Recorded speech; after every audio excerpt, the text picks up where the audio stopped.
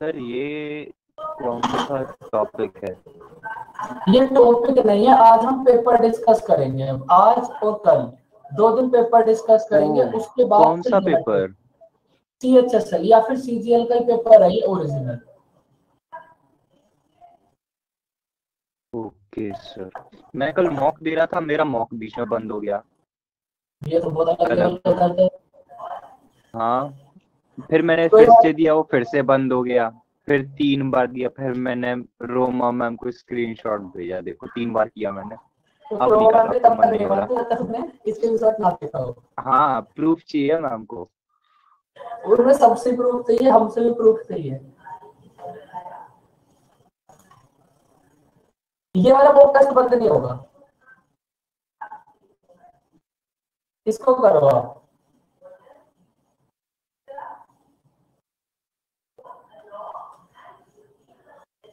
देखो अब ये जो पेपर है ना, ये या तो CGL या फिर CHSL, किसी एक का इनमें से एक्चुअल पेपर है।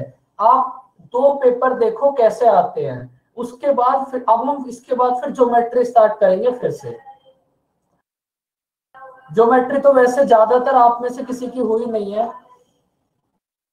बताओ इस क्वेश्चन का आंसर क्या होगा। अब आप सब ट्राई करो। परसेंटेज, प्रॉफिट एंड लॉस और CIE, ये 3 चैप्टर ऐसे हैं जो ज्यादातर बैचेस में हो गए। एक आर्टिकल है, पहले आपने उस पर 20% का डिस्काउंट दिया, उसके बाद 20%, 12% का डिस्काउंट दिया, और उसके बाद उसको 528 में सेल कर दिया। तो आपको आर्टिकल का मार्क प्राइस बताना है, क्या होगा।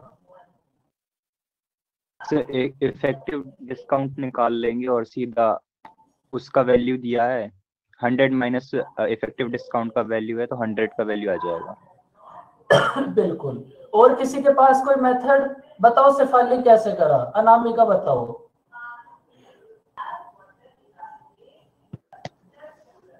So, on the first, it is 20% discount. So I have write the ratio of the mark price and the selling price, and I have find the ratio of 12%, and it is successive. So I have collectively taken it. The selling price value is given. So I will put that equal, and then I will find the cost. Mark price value. बिल्कुल। अनामिका आप बताओ, आपके पास कोई method, कुछ आपके पास नया आया हो कहीं से कुछ।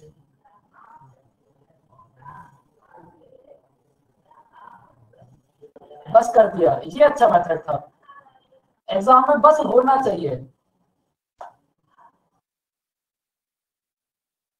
देखो सपोज किसी आर्टिकल का मार्क प्राइस है 100x, किसी आर्टिकल का मार्क प्राइस है 100। पहले आपने क्या करा, इस पर 20% डिस्काउंट दिया। 20% अगर डिस्काउंट दे दोगे तो फिर इसका प्राइस बचेगा कितना, 80%। 80% की फ्रैक्शन कितनी होगी, 4/5। उसके बाद आपने 12% का डिस्काउंट दे दिया। 12% की फ्रैक्शन कितनी होगी, फटाफट से बताओ। 12% की फ्रैक्शन कितनी होगी, 3/25। 3/25। अगर आर्टिकल का प्राइस है 25, 3 आपने डिस्काउंट दे दिया, तो उसका रिमेनिंग प्राइस कितना बचा होगा। तो ये वैल्यू हमें गिवन है 528। यहां से x की वैल्यू फाइंड आउट करनी है, क्या होगी। जिन बच्चों का अभी तक भी आंसर नहीं आया, अब वो x की वैल्यू बताओ क्या होगी। गुड मॉर्निंग मनु भाई। अगर मार्क प्राइस है हमारे पास x, पहले हमने 20% का डिस्काउंट दे दिया, तो वैल्यू कितनी बची, 80%। उसके बाद 12% का डिस्काउंट दे दिया, तो वैल्यू कितनी बचेगी, 88%। और ये वैल्यू हमें गिवन है 528। तो यहाँ से x की वैल्यू फाइंड आउट करनी है, क्या होगी। फटाफट से फाइंड आउट करो बच्चों।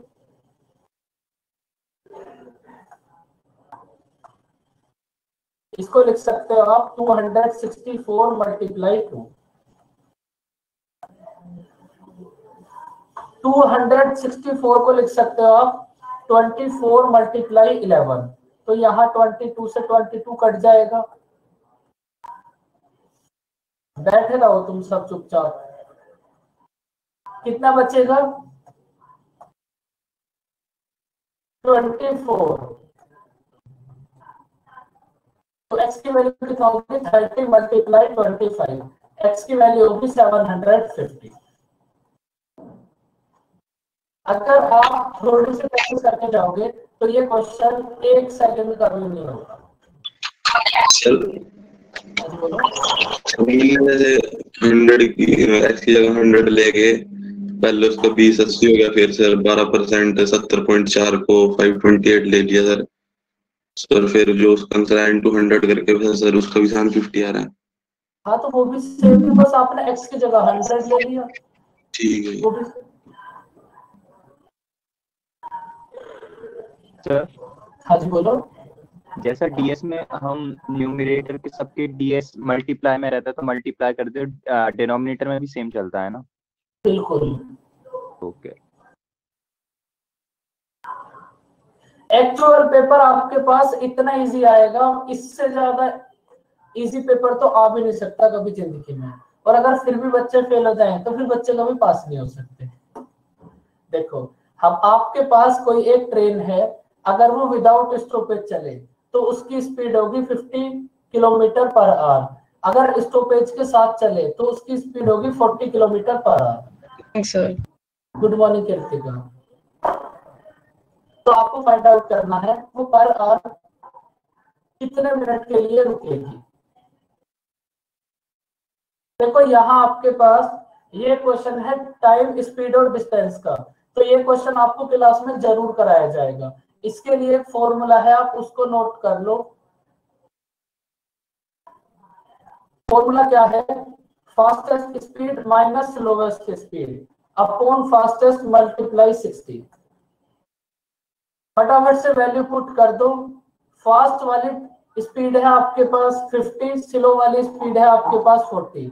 इस फॉर्मूले में वैल्यू पुट कर दो, आपको पता चल जाएगा ये जो ट्रेन है पर आवर कितने मिनट के लिए रुकेगी। कुछ नहीं करना, बस इस फॉर्मूले को याद कर लो। ये क्वेश्चन आएगा टीएसडी में, जरूर आएगा।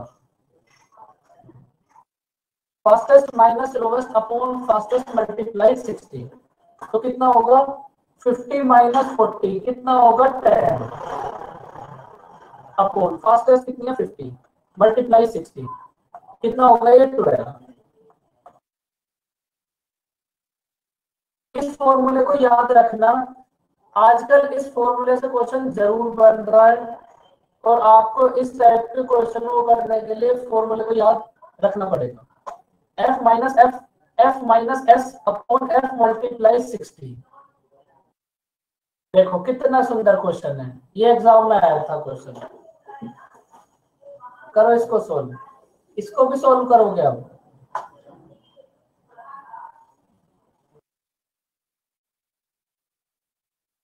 बताओ बच्चों कितना होगा आंसर। जब आपको अलजेब्रा कराई थी तो ये क्वेश्चन तो 1000 बार कराया था। अब चुपचाप मत बैठो, ये आप एक्चुअल पेपर कर रहे हो, देखो आप कितना कर पा रहे हो।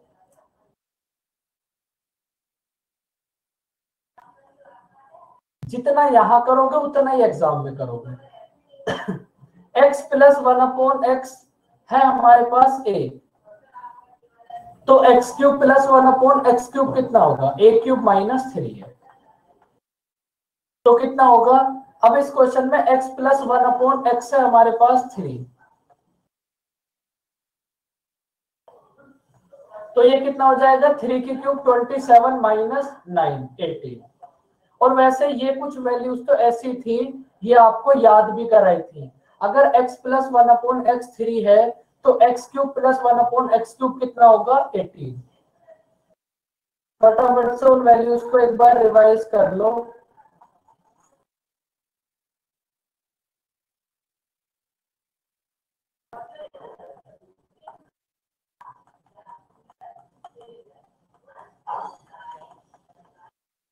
x प्लस 1 अपॉन एक्स अगर हमारे पास 3 है तो x cube plus 1 upon x cube कितना होगा, फटाफट से बोलो।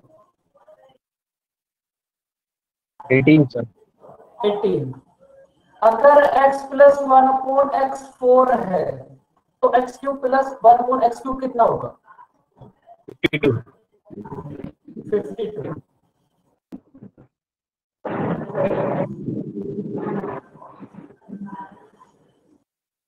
अगर x प्लस 1/x5 है तो x³ प्लस 1/x³ कितना होगा?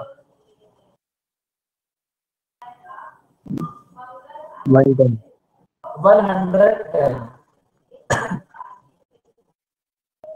अगर x प्लस 1/x6 है तो x³ प्लस 1/x³ कितना होगा?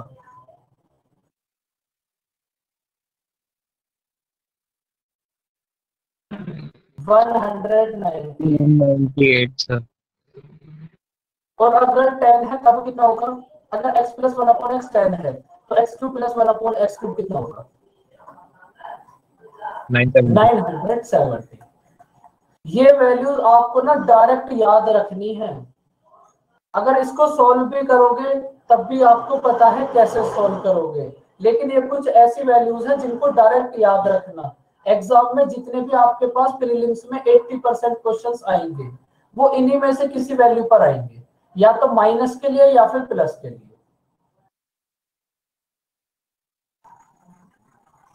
अब देखो जैसे यही क्वेश्चन था, x प्लस 1/x3 है तो x³ प्लस 1/x³ कितना होगा? 18. बस हो गया क्वेश्चन।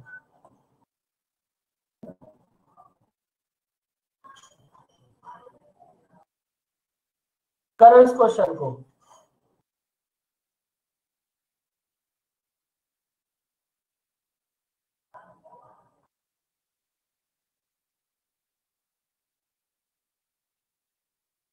इंग्लिश में रीड करना, हिंदी में कुछ गड़बड़ सी हो रही है। ए हमारे पास बी से 40% मोर एफिशिएंट है और सी बी से 20% लेस एफिशिएंट है। अगर तीनों मिलके वर्क करें तो वर्क 5 डेज में कंप्लीट हो जाएगा। आपको फाइंड आउट करना है टोटल वर्क के 70% को ए अकेला कितने टाइम में करेगा। इससे आसान क्वेश्चन भी क्या हो सकता है?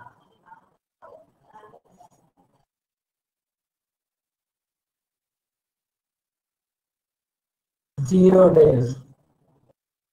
ये ऑप्शन तो हो ही नहीं सकता।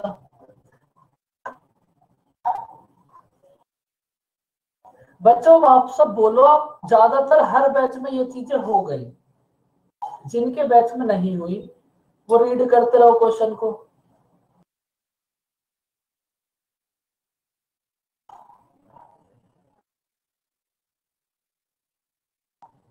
देखो हमारे पास ये जो ए है ये बी से 40% मोर एफिशिएंट है। 40% 7। अभी देखते हैं कितना होगा। 40% की फ्रैक्शन कितनी होगी? 2/5। 2/5।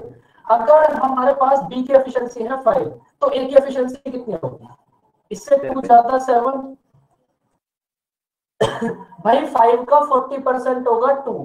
अगर हमारे पास बी की एफिशिएंसी है 5 तो ए की एफिशिएंसी कितनी होगी? इससे 40% ज्यादा, मतलब 7। इसके बाद ये जो सी है ये बी से 20% लेस एफिशिएंट है। 20% की फ्रैक्शन कितनी होगी? 1/5। अगर बी की एफिशिएंसी है 5 तो सी की एफिशिएंसी कितनी होगी? 4। अब जो भी दोनों में कॉमन है बस उसको इक्वल करना है। यहां तो ये पहले से इक्वल है, यहां तो आपको कुछ भी नहीं करना। तो ये कितना होगा? 7, 5 और 4। ए की एफिशिएंसी है 7, बी की एफिशिएंसी है 5 और सी की एफिशिएंसी है 4। बताओ यहां तक की बात समझ आई? बताओ बच्चों यहां तक की बात समझ आई? दोबारा बता। आई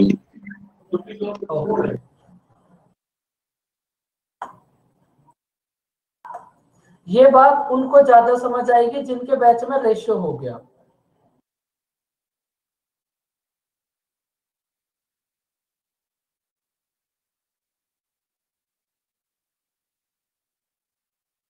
देखो ए हमारे पास बी से 40% मोर एफिशिएंट है। भाई बी की जितनी भी एफिशिएंसी होगी ए की एफिशिएंसी उससे 40% ज्यादा होगी। तो 40% की फ्रैक्शन है 2/5। अगर बी की एफिशिएंसी होगी 5, अगर बी की एफिशिएंसी है 5, तो 5 का 40% कितना होगा 2, 5 का 40% होगा 2। अगर बी की एफिशिएंसी 5 है तो ए की एफिशिएंसी कितनी होगी 7। करण ये बात समझ आई? हाँ जी सर। इसके बाद देखो ये जो सी है ये बी से 20% लेस एफिशिएंट है, मतलब बी की एफिशिएंसी जितनी होगी सी की एफिशिएंसी उससे 20% कम है, 20% की फ्रैक्शन होगी 1/5। अगर बी की एफिशिएंसी है 5 तो 5 का 20% कितना होगा 1, तो सी की एफिशिएंसी 5 से 1 कम होगी, तो सी की एफिशिएंसी कितनी होगी 4। करण ये बात समझ आई? हाँ जी सर, ये ऊपर नीचे क्यों लिखे सर, रेशो कारण? क्योंकि हाँ बिल्कुल, क्योंकि देखो यहाँ जो फर्स्ट इक्वेशन में हमें रेशियो गिवन है ए और बी का, और सेकंड इक्वेशन में रेशियो गिवन है बी और सी का, तो फिर बी को हम पी के नीचे लिखेंगे। हाँ जी सर, ठीक। ये बात अभी रेशियो करेंगे ना तब आ जाएगा। अब देखो आपके पास ए बी और सी में बी एक ऐसा वेरिएबल है जो ए और बी और सी में कॉमन है, तो जो भी कॉमन होता है उसको हम इक्वल करते हैं। अभी इस क्वेश्चन में तो जो भी कॉमन है वो पहले से इक्वल है, तो अब इस क्वेश्चन में तुम्हें कुछ भी नहीं करना। ए बी और सी तीनों की एफिशिएंसी कितनी हो जाएगी 7, 5 और 4। बताओ बच्चों बात समझ आई? भाई दोनों में हमारे पास बी कॉमन है, तो जो भी कॉमन है बस इसको हम इक्वल करते हैं। अगर ये दोनों अलग अलग होते तो हम इनको इक्वल कर देते, लेकिन यहाँ पे पहले से इक्वल है तो हमें कुछ भी नहीं करना। अब देखो ए की एफिशिएंसी है 7, बी की एफिशिएंसी है 5 और सी की एफिशिएंसी है 4। अगर ये तीनों मिलकर वर्क करेंगे तो फिर किस एफिशिएंसी से वर्क करेंगे बताओ? अगर ये तीनों एक साथ मिलकर वर्क करेंगे तो 16 की एफिशिएंसी से वर्क करेंगे। भाई अगर तीनों एक साथ मिलकर वर्क करेंगे तो ए 7 वर्क करेगा, बी 5 और सी 4। अगर तीनों मिलकर वर्क करें तो 16 की एफिशिएंसी से वर्क करेंगे, और अगर ये तीनों साथ में मिलकर वर्क करते हैं तो फिर वर्क को 5 डेज में कंप्लीट कर देते हैं। इसका मतलब टोटल वर्क कितना होगा 80। अब देखो टोटल वर्क है 80, आपको फाइंड आउट करना है ए अकेला टोटल वर्क के 70% को, 80 का 70% कितना होगा 56। आपको फाइंड आउट करना है ए अकेला इस 56 वर्क को कितने टाइम में करेगा। भाई ए को वर्क करना है 56 और ए एक दिन में वर्क करता कितना है 7। टोटल वर्क को ए की एफिशिएंसी से डिवाइड कर दो, आपको पता चल जाएगा ए वर्क को कितने डेज में कंप्लीट करेगा। बताओ बच्चों समझ आया कुछ? देखो अभी ना आपका सिलेबस कंप्लीट तो हुआ नहीं है, लेकिन ये तो पूरा पेपर है, अब इसमें तो सारी चीजें आएंगी, तो अभी जितना भी समझ आए ना उसको समझते चलो, फिर इस पेपर को खुद से एक बार रिवाइज करना था।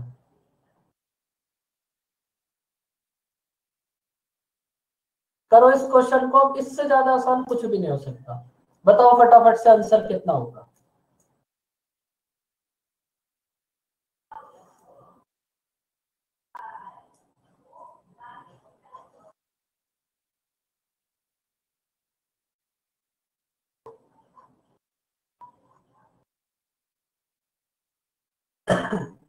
हमारे पास दो आंसर हो गए, -1/3 और 1/3। किसी एक का तो गलत हो गई, तो आप दोनों फिर से चेक करो। शेफाली का आंसर है -1/3। बताओ कैसे सॉल्व करोगे? बताओ संजीत कैसे सॉल्व करोगे? सर मैंने कॉस से डिवाइड कर दिया सर, तो tan में कन्वर्ट कर दिया और एक 3 tan theta -4 3 tan theta plus 4 आ गया, इसमें वैल्यू सब्स्टिट्यूट कर दिए तो आ गया सर। बिल्कुल नेगेटिव वाला होगा।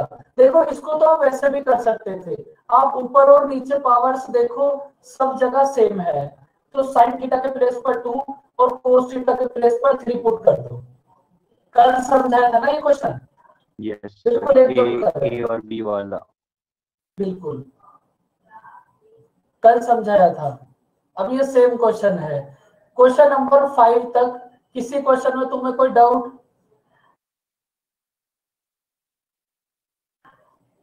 देखो एक्चुअल में इतना इजी पेपर आएगा, अब इसको आप कितने भी टाइप से करते रहो, अब एक्चुअल पेपर ही कर रहे हो आप।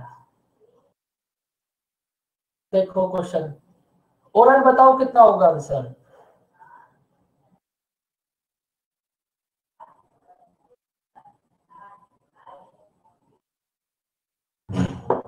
भाई 5 थीटा इक्वल्स टू 70, थीटा की वैल्यू कितनी होगी? 14। भाई जिन बच्चों का आंसर नहीं आ रहा उनका आंसर अब क्यों नहीं आ रहा? सब बच्चे बताओ इस क्वेश्चन का आंसर कितना होगा? 14। 5 थीटा की वैल्यू है 70, तो थीटा की वैल्यू कितनी होगी? 40।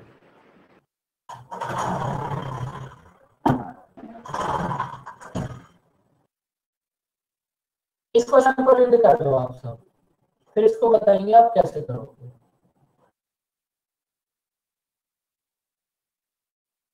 आप बस मुझे इतना बता दो, किसी बच्चे को ये पता है ट्रेपीजियम क्या होता है?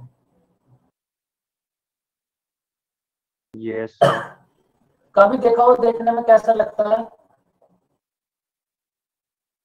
बताओ अनिमेश, ट्रेपीजियम क्या होता है?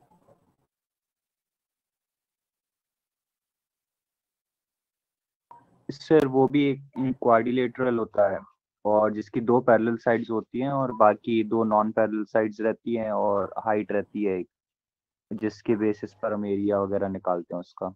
बिल्कुल, बस अभी हमें बस पैरेलल की जरूरत थी। मतलब जिनको पता है ट्रेपीजियम क्या है, उनको ये बात भी पता होगी कि ट्रेपीजियम की 2 साइड पैरेलल होती हैं। देखो मैं तुम्हें एक बहुत खूबसूरत सा एकदम अपनी तरह ट्रेपीजियम बना के दिखाता हूँ।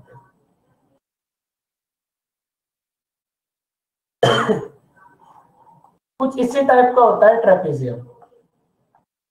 अब देखो ट्रेपीजियम में होता क्या है, ये जो हमारे पास दो साइड है, ये दोनों होती है पैरेलल।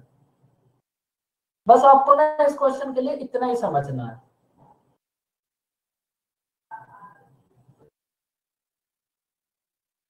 अगर आपके पास कोई भी 2 साइड पैरेलल है, तो फिर ये दोनों एंगल इक्वल होंगे। तो आपकी नेक्स्ट क्लास होगी ज्योमेट्री वाली, वहां ये बात समझ आ जाएगी। लेकिन फिलहाल बस इतना याद रखो, एंगल्स ना सर, नाम जो भी होगा वो बाद में देखेंगे।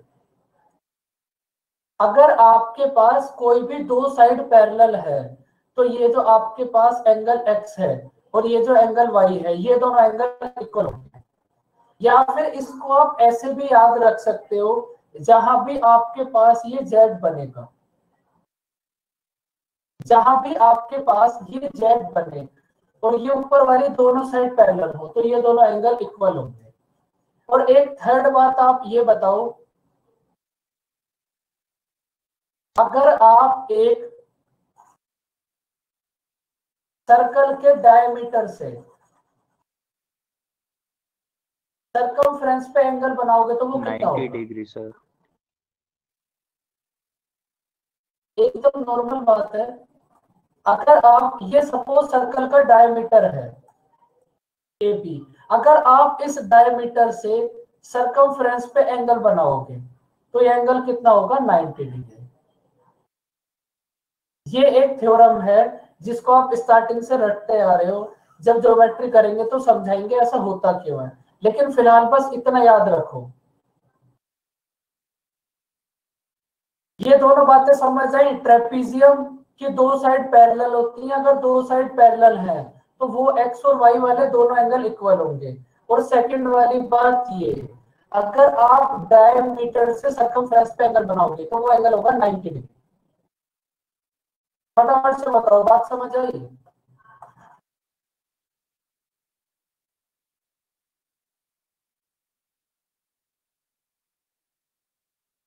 और देखो ये दोनों बातें बहुत ही जर्नल बात है।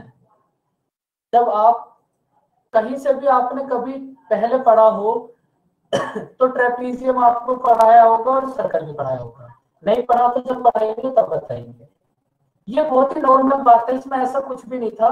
देखो हमारे पास एक सर्कल है जिसका सेंटर O है, एक सर्कल बना लो, एक सर्कल का सेंटर O है और AB इसका डायमीटर है।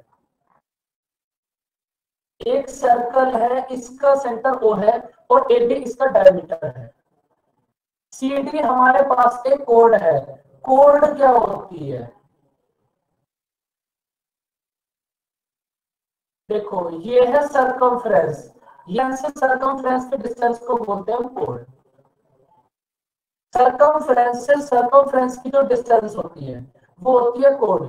AB, AB आपके पास एक डायमीटर है, डायमीटर भी आपके पास सर्कमफ्रेंस से सर्कमफ्रेंस तक होता है। तो एक सर्कल की सबसे बड़ी कोड उसका डायमीटर होता है। ये बात समझ आई बच्चों? कोड आपके पास होती है सर्कमफ्रेंस से सर्कमफ्रेंस तक के डिस्टेंस को आप बोलोगे कोड। अब देखो COD आपके पास एक कोड है और ये कोड इस टाइप की है कि ABCD एक ट्रेपीजियम बन जाएगा। तो ABCD को आप एक ट्रेपीजियम बना दो। इसके बाद हमें गिवन है एंगल BAC40, एंगल BAC40।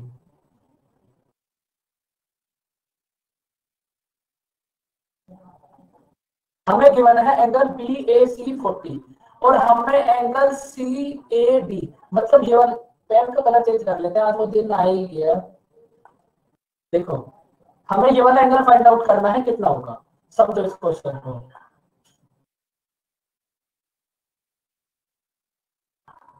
भाई आपको एक बात अभी अभी समझाई थी, अगर आप डायमीटर से सर्कमफ्रेंस पे एंगल बनाओगे वो कितना होगा 90 डिग्री। ए भी हमारे पास डायमीटर है, अगर हमने डायमीटर से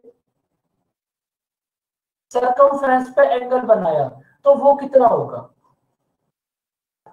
समझो, आंसर बाद में बताना, पहले बात समझो। ये चैप्टर हुआ भी नहीं है तो इसमें तुम्हें ज्यादा समझना पड़ेगा। 90, अगर आप डायमीटर से सर्कमफ्रेंस पे एंगल बनाओगे वो कितना होगा 90। एक ट्रायंगल के तीन एंगल का सम कितना होता है? 180। एक तीनों एंगल का सम होगा 180। अब इसमें से एक एंगल है 40 और दूसरा एंगल है 90, तो ये थर्ड वाला एंगल कितना होगा? 50। फटाफट से एक बार बताओ, यहां तक किसी को कोई दिक्कत? तब तक हम पेन का कलर चेंज कर लेते हैं।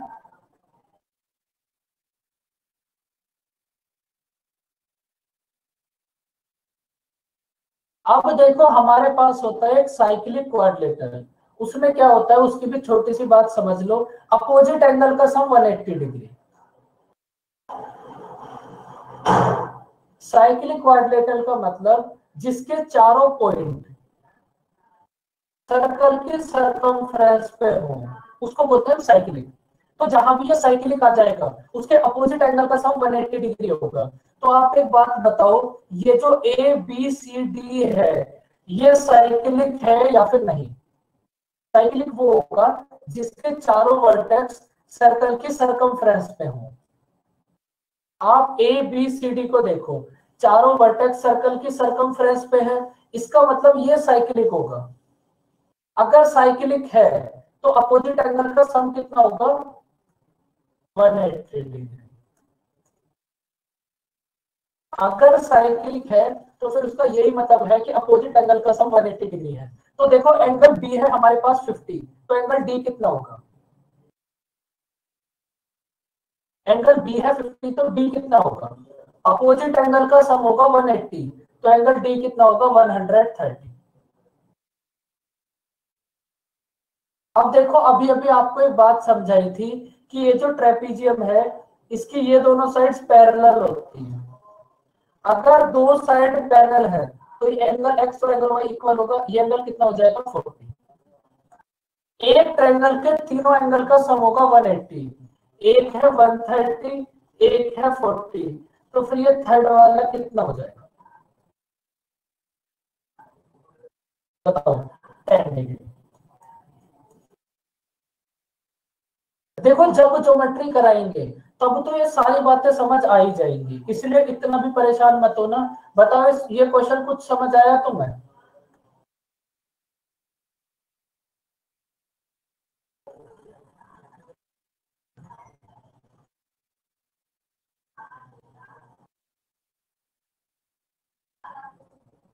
देखो ये क्वेश्चन अगर एग्जाम में आएगा तो इसमें तुम्हें कितना टाइम लगेगा बस, क्योंकि भाई जब एग्जाम में आएगा तो उससे पहले तो आपका सब कुछ हो जाएगा।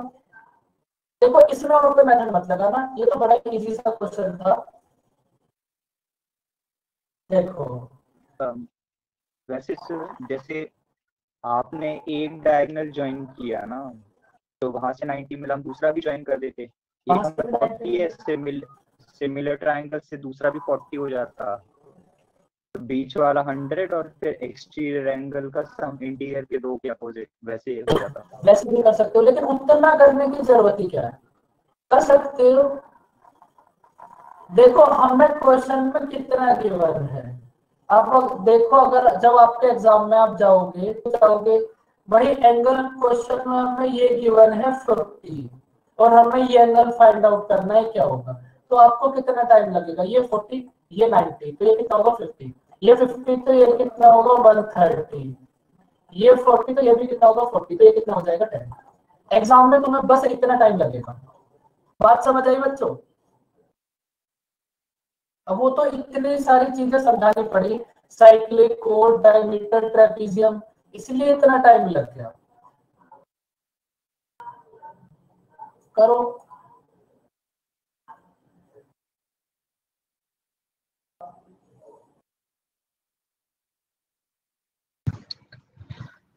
पर सर आपने 130 ओरली बताया, फिर उसका कैलकुलेट पूरा करके जैसे ऑपोजिट एंगल 180 होता है आपने बताया था। अभी तो बताया था ना, अपोजिट एंगल का सम 180 डिग्री, और बी नहीं, अगर आपको बी 150 है तो डी कितना होगा 130। अच्छा वो ऑटोमेटिकली पता चल जाता है हमें। हाँ बिल्कुल, जब हम करेंगे ना तो आपको सब चीजें समझ आ जाएगी। अभी तो बस एक ही क्वेश्चन है, अब इस एक क्वेश्चन से आप क्या क्या समझ सकते हाँ हैं। मैंने किया नहीं इसलिए शायद मुझे नहीं आना, मैं करूँगी तो आ नहीं जाएगा। आ जाएगा, ये तो 100% आ जाएगी। ये तो एकदम ही नॉर्मल वाली बात है ज्योमेट्री की, ये जो क्वेश्चन आया है ना, जब आप ज्योमेट्री करोगे तो ये सबसे बेसिक बात पर क्वेश्चन है।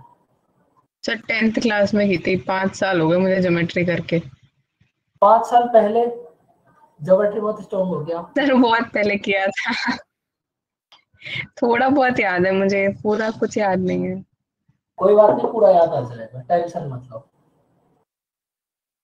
आपको ये भी पता चल जाएगा कि कोई भी चीज होती है तो क्यों होती है, बस थोड़ा नेक्स्ट वीक तक का वेट कर लो बस। सर यहाँ पे 38 या 37 आएगा सर। कहाँ पर? हाँ वैसे यहाँ 37 कर लो।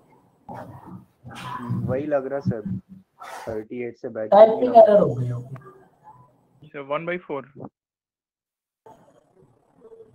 भाई ये दोनों तो 1 हो जाएंगे, इन दोनों की वैल्यूज पुट कर दो। 1/4 साइन साइन 30 करके कितना हो जाएगा? बस आंसर कितना आ जाएगा 1/4। अब इनसे ज्यादा आसान क्वेश्चन एग्जाम में क्या आ सकते हैं? कुछ भी नहीं। बताओ किसी को इस क्वेश्चन में कोई डाउट? देखो जो आपने अभी तक करा नहीं उसकी तो कोई बात नहीं, लेकिन जो चैप्टर हो गए उनके क्वेश्चंस तो करो।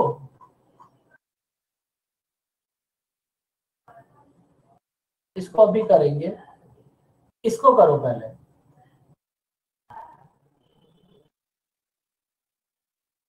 इसको करो पहले, उन्हीं क्वेश्चंस को करते हैं जो हो गए आपके।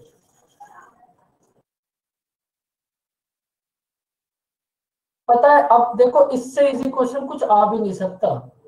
इस क्वेश्चन को तो तुम्हें सोल्व भी नहीं करना, जब तुम्हें अलजेब्रा पढ़ाई थी तो एक बात समझाई थी कि आप ना डायरेक्ट ऑप्शन चेक कर लो, जो किसी के भी स्क्वायर से 2 कम है वही आंसर होगा। ये बात बताई थी ना, जरूर बताई होगी। चलो जैसे करना है पहले इसको वैसे करो।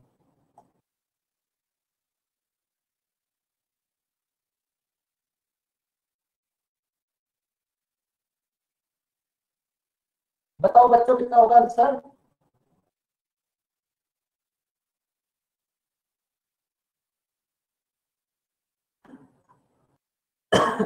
देखो आप सबसे पहले इधर दोनों साइड का स्क्वायर करो तो हमारे पास कितना हो जाएगा?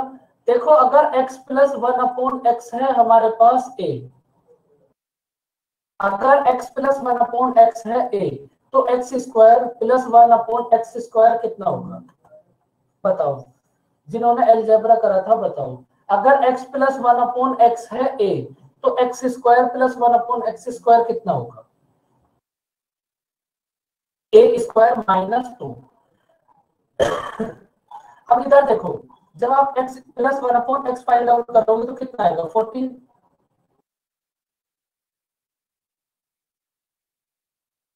x प्लस 14 नहीं, 14 नहीं, 18।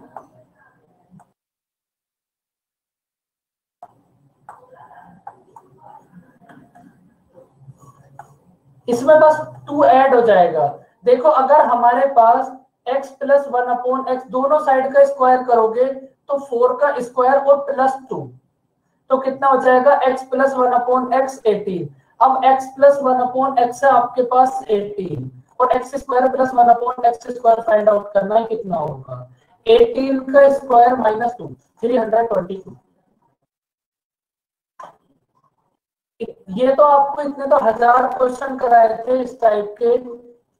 बताओ इस क्वेश्चन में किसी को कोई डाउट?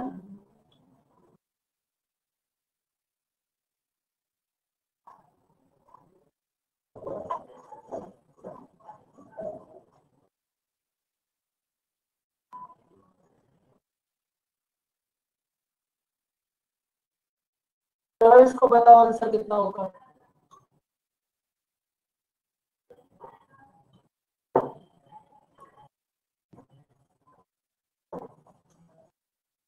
सर थोड़ा ऊपर करना। थोड़ा ऊपर, ये एनिमेस मिस कर रहे थे बहुत देर से इसको।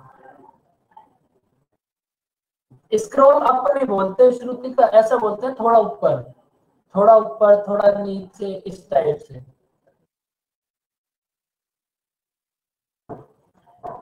परसेंटेज में मैं तुम्हें ये क्वेश्चन करा करा के थक गया।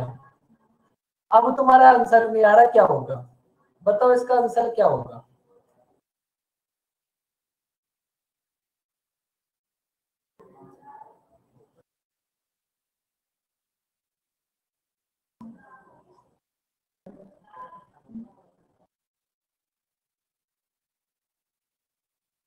बच्चों ऐसे मत करो, आंसर बता दो कितना होगा।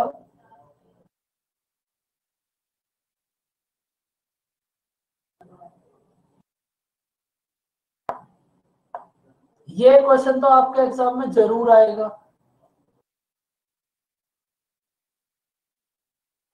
भाई इतना टाइम लगेगा इस क्वेश्चन को करने में? देखो आपने क्या करा, शुगर के प्राइस को 20% इंक्रीज कर दिया और एक्सपेंडिचर को कितना इंक्रीज करना है? 108। तो कितना डिक्रीज होगा? 12/120 कितना होगा? 1/10 मल्टीप्लाई 100 कितना होगा? 10%। भाई ऐसे तो तुम्हें कितने सारे क्वेश्चन कराए थे।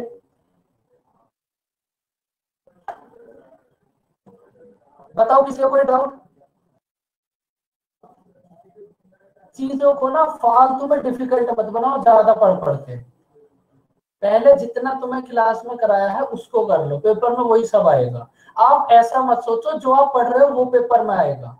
आपको क्या पता जो आप पढ़ रहे हो वो पेपर में आएगा या नहीं आएगा, लेकिन हमें पता है जो हम पढ़ा रहे हैं वो आएगा। तो पहले जो क्लास में कराया है ना उसको करो, ज्यादा इंटेलिजेंट बनने से पहले। वरना फिर बहुत इंटेलिजेंट बच्चे होते हैं तो बहुत बहुत साल तक तैयारी करते हैं, तो वो इंटेलिजेंट होते हैं इसलिए। अब ये क्वेश्चन तुम्हें क्लास में इतनी बार कराया, इतनी बार जब भी तुमने टेस्ट दिया होगा ये क्वेश्चन तुम्हें हर बार मिला होगा, फिर भी तुमसे नहीं हुआ, बहुत दुख की बात है। इसमें तो कुछ नहीं करना, बस इसको सॉल्व करना है।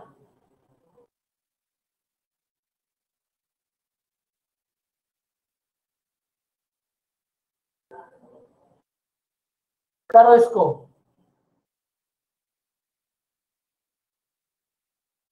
40 स्टूडेंट्स का एवरेज स्कोर 68 है। 2 स्टूडेंट ऐसे हैं जिनका स्कोर 84 और 46 करना था और गलती से उसको कितना कर लिया 48 और 64। तो आपको उसका करेक्ट एवरेज बताना है क्या होगा। एवरेज तो अभी तुम्हारा हुआ ही नहीं, वरना ये क्लास भी, ये क्वेश्चन भी एवरेज में तुम्हें फर्स्ट क्लास में कराया जाएगा।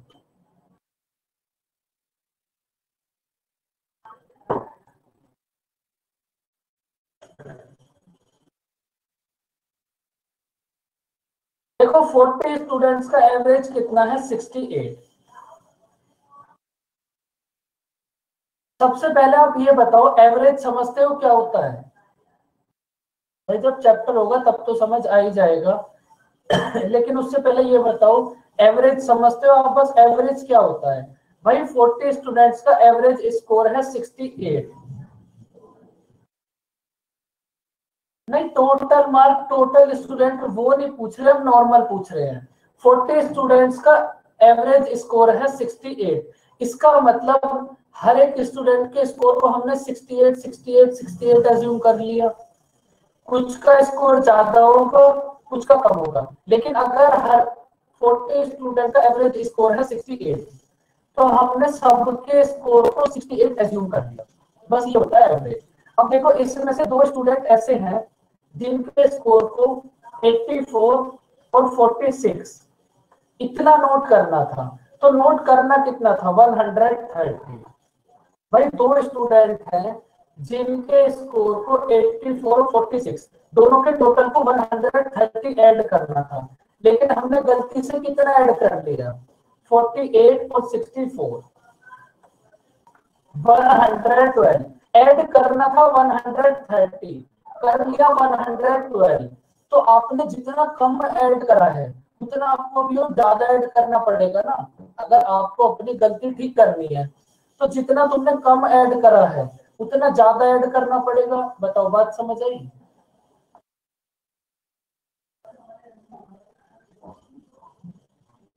भाई आपको किसी ने 5 रुपए कम दे दिए, अगर उसको उस पर्सन को अपनी गलती सुधारनी है तो आपको फिर से वापस आएगा 5 रुपए दे देगा, सारी बात ठीक हो जाएगी। वही प्रोसेस यहाँ है।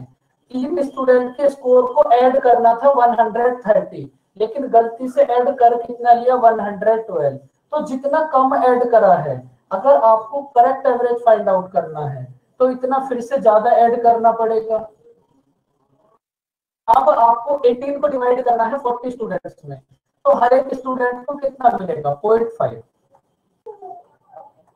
भाई ये जो 18 है, अब आपको इस 18 को 40 स्टूडेंट्स में डिवाइड करना है, तो हर एक स्टूडेंट को कितना मिल जाएगा 0.5।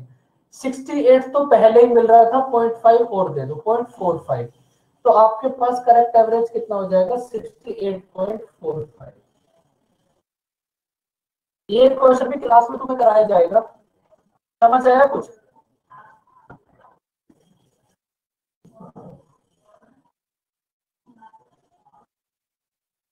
भाई एवरेज का मतलब है ये जो 18 है ना, अब आपको इसे 40 स्टूडेंट्स में इक्वली डिवाइड करना है।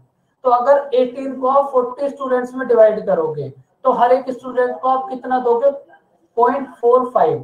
68 तो हर एक स्टूडेंट को आपने पहले ही दे रखा था, 0.45 और दे दिया। करेक्ट एवरेज कितना हो जाएगा 68.45।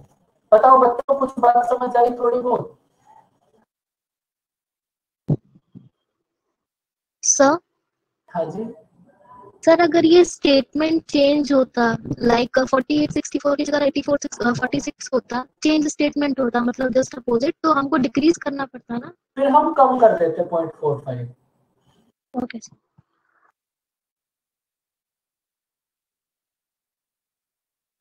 अब देखो ये क्वेश्चन तो मैं 1000 बार समझाया था, एग्जाम में आएगा, कोई नहीं रोक सकता इसको आने से। फटाफट से बता दो आंसर कितना होगा।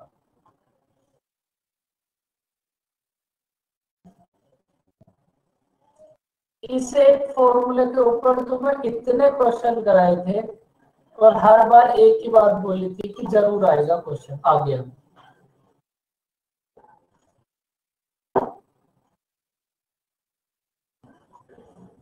भाई एक थर्ड वाला फॉर्मूला था ना, आपको नोट कराया था, a plus B plus C, a plus B plus C का whole square minus 3ab plus B C plus C है।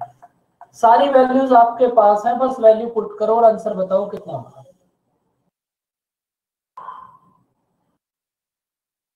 सारी वैल्यूज आपके पास है, वैल्यूज पुट करो और आंसर बताओ क्या होगा।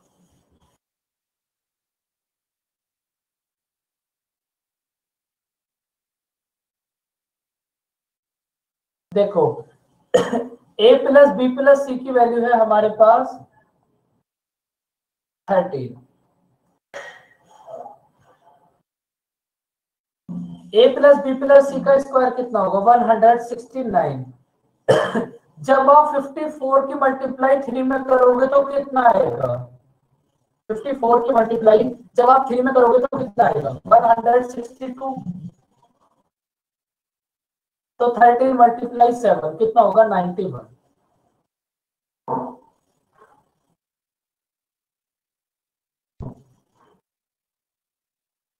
बताओ बच्चे, इस क्वेश्चन में कोई डाउट?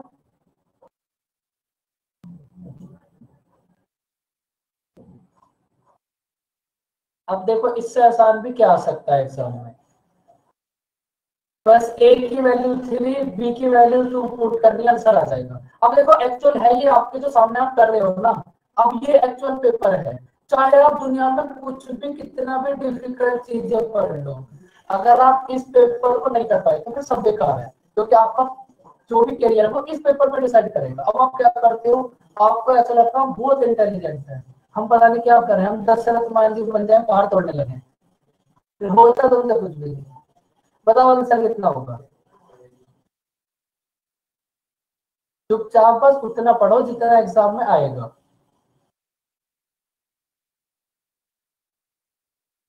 करो इस क्वेश्चन को, ये कितना है 9। इतने फास्ट परिणति, या ये फिर पहले वाले क्वेश्चन का आंसर था।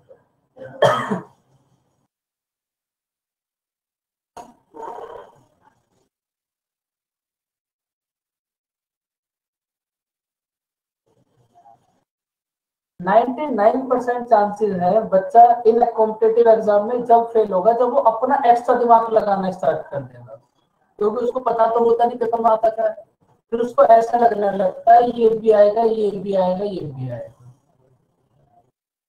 और फिर वो इधर उधर चले जाते हैं, फिर वो जो करते रहते हैं वो आता तो है नहीं, टाइम पूरा वेस्ट। अब मैं तुम्हें ये बात समझा के थक गया, इसलिए बीच बीच में मैं तुम्हें पेपर कराता रहता हूँ, जिससे तुम्हें बातें याद रहे और तुम सही ट्रैक पे रहो।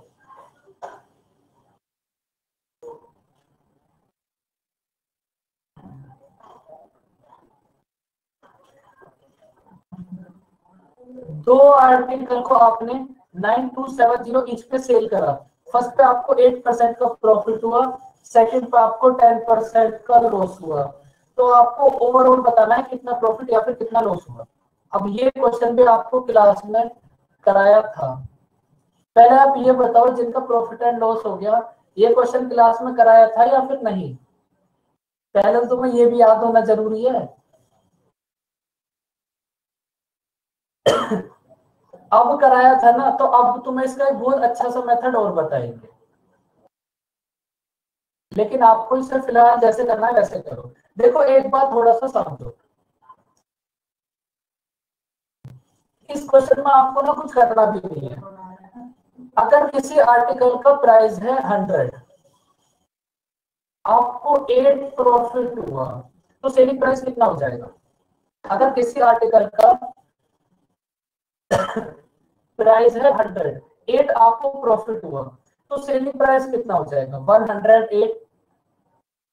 108 की वैल्यू गिवन है 9270, तो यहां से 1 की वैल्यू कितना होगी 9720 अपॉन 108, और आपको कितना प्रॉफिट हुआ है 8%, यहां से 1 की वैल्यू आ जाएगी, तो 8 की वैल्यू कितनी होगी। ये बात समझ आई फर्स्ट आर्टिकल के लिए। सर हाँ बोलो। में तो हम वो करते थे ना दोनों के परसेंटेज लेके, जो एंड कंडीशन है जैसे एसपी हाँ वहां से भी कर सकते हो ना, वो भी ठीक है, लेकिन अगर एग्जाम में आए तो ये मेथड फिर ज्यादा ठीक रहेगा। देखो अगर आपके पास किसी आर्टिकल का प्राइस 100 है, प्रॉफिट हुआ 8, तो सेलिंग प्राइस कितना होगा 108। 108 की वैल्यू गिवन है 9270, 1 की वैल्यू कितना होगी 9270 अपॉन 108, तो हमें कितना प्रॉफिट हुआ 8। यहां से फर्स्ट आर्टिकल का प्रॉफिट आ जाएगा, सेम ऐसे सेकंड आर्टिकल के लिए देखो, सेकंड आर्टिकल का अगर प्राइस है 100, 10 आपको लॉस हुआ तो सेलिंग प्राइस कितना होगा 90, 90 की वैल्यू गिवन है 9270, 1 की वैल्यू कितना होगी 9270 अपॉन 90, और आपको कितना लॉस हुआ 10%, तो 10 की वैल्यू फाइंड आउट करो, इन दोनों का डिफरेंस देख लो, वही आंसर होगा। भाई एक मेथड तो इसका तुम्हें क्लास में समझाया था, और दूसरा मेथड ये है। सर ये ज्यादा कैलकुलेटर है सर उससे। जो भी आपको ठीक लगा आप उससे कर सकते हो, ये भी बताना जरूरी उसमें था। उसमें हम एसपी इक्वल करके, जैसे इसमें दोनों का सेलिंग प्राइस सेम है, तो हम एसपी इक्वल करके एक बार 1 का वैल्यू निकाल के और सीधा प्रॉफिट लॉस का जो भी डिफरेंस है उसमें मल्टीप्लाई। उस मेथड से तो आप कर ही सकते हो, वो जो क्लास में कराया था, ये सेम क्वेश्चन क्लास में भी कराया था ना, वहां से तो कर ही सकते हो। अगर कुछ दिमाग में ना आए तो फिर ऐसे भी कर सकते हो। भाई एग्जाम टाइम में क्वेश्चन होना जरूरी है, जो दिमाग में आए उसी से करो। तो बच्चों बस आज की क्लास यहीं तक, और अब आप एक बात समझ लो। अब देखो ये क्वेश्चन है कंपाउंड इंटरेस्ट पर। अब इस क्वेश्चन को जिन बच्चों ने वो रेट वाला मेथड पढ़ा है वो लोग बता सकते हैं 8% रेट से 2 साल के सीआई और एसआई का डिफरेंस कितना होगा 0.64, 0.64 कितना होगा 3 टाइम्स, तो आंसर कितना होगा 3000। बाकी जो रिमेनिंग क्वेश्चंस बच्चे वो कल की क्लास में करेंगे, तो ज्यादा भी परेशान होने की जरूरत नहीं है। आप ऐसा मत सोचो अगर आप वो बुक कर लोगे तो सिलेक्शन हो जाएगा, वो बुक कितने बच्चों ने कर रखी होगी। आप ये देखो एक्चुअल पेपर में क्या आ रहा है, ये आप कर पा रहे हो या फिर नहीं। और ये बात मैं तुम्हें समझाते समझाते थक गया लेकिन समझ जाओ एग्जाम रियलिटी में इतना इजी आएगा, और आप पता नहीं कहाँ घूमते रहते हो चीजों को। एक तो अपने आप से डिसाइड कर लेते हो ना, बहुत डिफिकल्ट है, फिर दिक्कत है। अब ये आपके पास 25 क्वेश्चंस थे, 4 तो डीआई थे, उनको हमने हटा दिया। इनके अलग ये जो 21 क्वेश्चंस थे, अगर आप जैसे मैं बोलता हूँ वैसे प्रैक्टिस करते तो इन क्वेश्चन को करने में 15 मिनट भी लगेंगे 100%। लेकिन आप पता नहीं क्या करते हैं, तो मेरे को समझ नहीं आया। बोलो संदीप। तो एक ट्रिग्नोमेट्री का डाउट था छोटा सा। बोलो। वो जो हम 90 माइनस थीटा करते हैं ना सर, cos 62 है तो उसको कन्वर्ट करने के लिए 90 माइनस थीटा करके कितनी कन्वर्ट करें, वो एक आप एक बार समझा देते बस। आपको 90 में से माइनस करना है, 62 को 90 में से माइनस करो, कितना आएगा 28। और जब आप 90 में से माइनस करते हो तो साइन कोस में कन्वर्ट हो जाता है। ओके ओके, अच्छा अच्छा ठीक है। ऐसे होगा। अब बच्चों जिनकी 10 बजे क्लास है वो फटाफट से क्लास ज्वाइन करो, और ज्यादा परेशान मत हो, अब एग्जाम आने वाला है, अब इधर उधर मत जाओ। ये केस में सर साइन कन्वर्ट होता है कॉस में, कॉट कन्वर्ट होता है टैन में, और एक कंडीशन था ना, साइन कन्वर्ट होगा कोस में, टैन कोट में, और सेक कोसेक में। हाँ ओके ओके ओके ओके। अब बच्चों यहाँ से जो क्वेश्चन बचे वो कल कर लेना। बोलो वो क्वेश्चन देख लेना आप दोनों। कौन दोनों बताओ। वो एक तो उसका वर्क वाले का लास्ट वाला जिसमें बोला था 5 डेज वाला के हिसाब से कैलकुलेट करें 5 दिन पहले। वो आप एक बार फिर से बता दो, मैं अभी देख लूंगा। उसमें देखना, एक बार फिर से बता दो क्या देखना था। Work sir, work and time वाली जो है ना, टाइम एंड वर्क ना, वाली जो अपनी क्वेश्चन तो मैं क्लास समझ गया, थी, उसमें देखना था, ऐसे ही बता दो। सर वो उसमें ये था ना 5 डेज पहले चेंज कर दिया था, तो हम 5 डेज का वर्क कैलकुलेट करके वहां से कर सकते हैं क्या वो वाला। ओके ठीक है ठीक है। और और दूसरा? दूसरा कल हमने जो 6 मिनट वाला देखा था ना, हाँ उसको भी आज थोड़ा सा टाइम है तो आज देख सकता हूँ क्वेश्चंस को। हाँ आज क्लास ही नहीं थी सर आपके हमारे बैच में, तो मुझे ये लगा आपके बैच में तो नहीं है, नहीं आपके बैच में तो क्लास नहीं है, वैसे तो क्लासेस है। CISI की है क्या सर आज? CISI की भी अच्छा है आज। हाँ CISI भी नहीं है। तब क्या सर, है ही नहीं क्लास?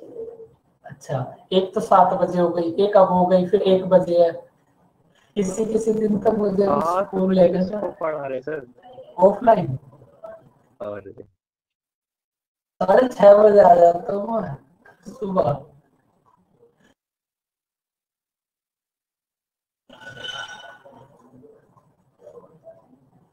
हाँ बिल्कुल, अभी देख लेंगे, आज थोड़ा सा टाइम है, अब इसके बाद क्लास 1 बजे है, तो अभी जितनी भी चीजें हैं ना सब देख लेंगे।